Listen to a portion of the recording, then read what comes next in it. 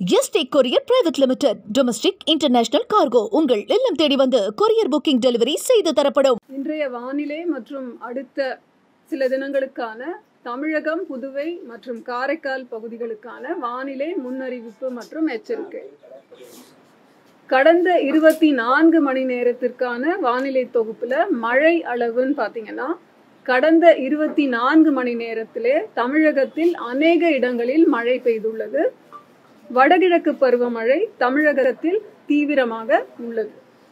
4 இடங்களில் மிக கனமழை பதிவாகி உள்ளது. கோத்தகிரி, நீலகிரி மாவட்டத்தில் 14 சென்டிமீட்டர், அருப்புக்கோட்டை, கோவிலங்குளம், விருதுநகர் மாவட்டத்தில், மக்கினம்பட்டி, கோவை மாவட்டத்தில் இந்த இடங்களும் தலா 14 சென்டிமீட்டர் மழை பதிவாகி இருக்கின்றன.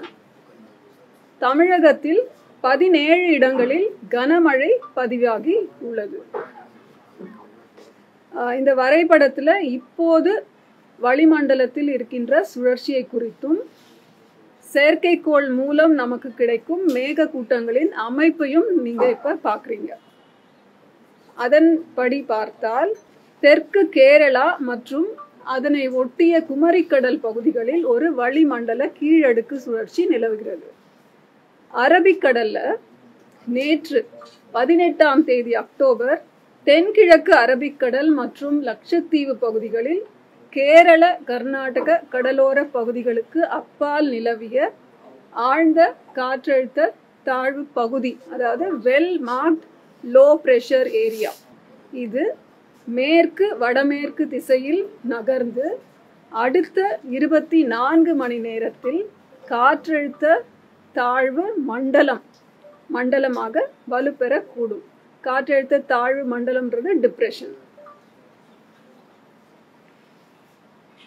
வங்கக்கடல் பகுதி, தெற்கு அந்தமான் மற்றும் அதனை ஒட்டிய தென்கிழக்கு வங்கக்கடல் பகுதிகளில் ஒரு வளிமண்டல கீழடுக்கு சுழற்சி நிலவுகிறது.